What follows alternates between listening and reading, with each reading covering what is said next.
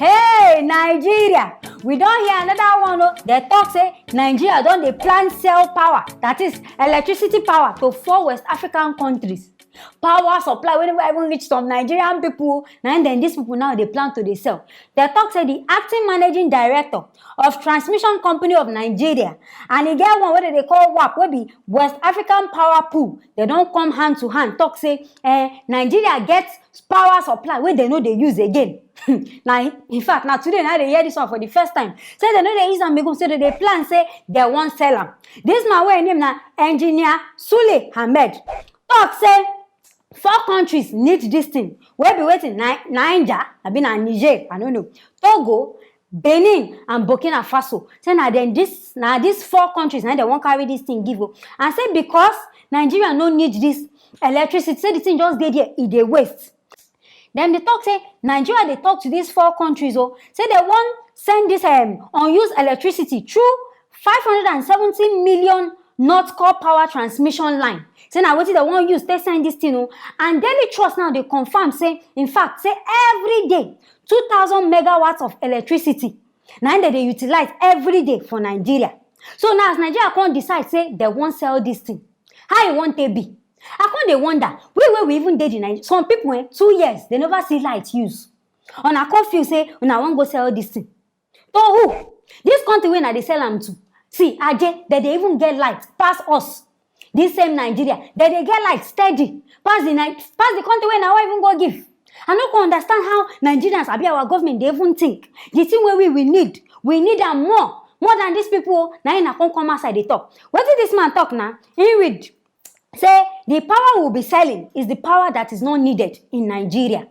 So they get the one where they needed. I don't know where they put down. Then inside drum. I been a gorodon, they go keep that one. They're the one where they use again. Now they can't keep say they won't go sell. Say Nigeria has the greatest advantage among these countries because electricity is going to be exported from Nigeria's GenCos. From that, revenue is going to be enhanced and a lot of people will be employed in Nigeria. In which way, I beg? How this thing when I want to do? They give people work.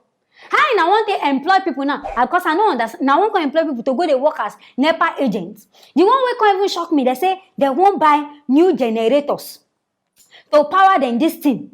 Because of say even the lights where we get, reach also. So they won't buy new generators to power this thing, to give all these 4 countries this light. Now, hey, government people. On ABT for if you say they just look for another ways, another strategy to take thief this money. Because I don't understand. And I won't go buy Nigeria one day. How many years? Now no deciding I won't go buy generator. Now today, and I can't decide. For my street, during this COVID period, we no get like almost 1 year. I'm making a guess the reason. They talk say people go thief wire inside the transformer. They go thief ordinary wire because of that one. NEPA converse. Can't carry the whole transformer they go. When we say they go just carry this wire, return them for us so gently and peacefully. They can't carry everything. It passed more than 1 year before they bring this thing. Now they won't come bring another strategy. This one they just they bomb money. People did their house for Nigeria. Now fuel now they use steady. 24/7 generator fuel and now they always waste. Now this thing one day when I confuse and I won't go sell them. When are they help for this country? When are they try even deceive? Later now will come outside they talk say the country good. If let's say just good for only honor because honor get money. On a feel they do all this thing. And I don't even need generator. And I go put what do they even call them? Behind solar for house. And I go put them for the house they use. People when no can get money, ordinary even for tiger they no fear afford. Now, that means this one if I give all this country light, that means Nigeria, in fact, 3 months, now they're going to share this light. If you to get today, tomorrow na bariga, in fact, now we go can't even suffer. If let's say this regime, now suffer next, they just want more can suffer for this country. Now suffer next, now they want more can suffer. And I know say most companies, they leave go Ghana because of say waiting. Ghana they always get light. On I not think and reason I'm say people they come up because of say Nigeria no good. When I go try feast, now they add more problem. Now wow, in fact our country they even tire me. Make I go they buy my bag. Make I they even plan to pack. Blessing I go donate money for make I come out. On a while I don't too much for Nigeria. No matter to even tire me. As it be, now so they bring her for now. Every day wahala. I know say you don't even tire on ourselves. But what we go do? Government say nothing the way they want to do. Make we find our own problem by ourselves. As the matter be, now so I bring am anything wey una feel, make una write am for the comment section, because I know say this NEPA thing, everybody dey experience am. So this new thing wey they do, it no even make sense. Ordinary wetin they even call am sef, meter to share na problem. Even if they share am, even Ikeja disco, if they bring bill for you, headache na go first. In fact, your head go first lying bagain, because the kind bill wey they go bring for you, 15,000, 19,000 bill. When we say you never even chop like that for a month, they will come bring that kind of bill for you. Now, wow, I know everybody they go through this kind NEPA wahala. So anything wey una feel, make una write am for the comment section. And make una no come forget to like, share, and subscribe to this channel. I go see you for the next video. Africa's biggest retailer, wey all of us know as ShopRite, don tell Nigeria bye bye oh. They don tell us bye bye, say they don tire for Naija. Now this South African chain grocery store wey don dey operate for the past 16 years. Now e be like say somebody they can't do bid on top this matter. Why they comot? We know to know. Maybe Nigeria sef don tire them. Themselves they want wetin japa comot from this Nigeria. Na im make the person now wey buy am, they say Ketron Investment Limited, wey be subsidiary of Persian Investment Limited. They don't complete the acquisition of ShopRite operation. They don't already complete them. And this thing happen in a bidding war. That is, not be only one person. They get 3 other suitors wey come. So anybody wey money high pass, now the person now go buy ShopRite.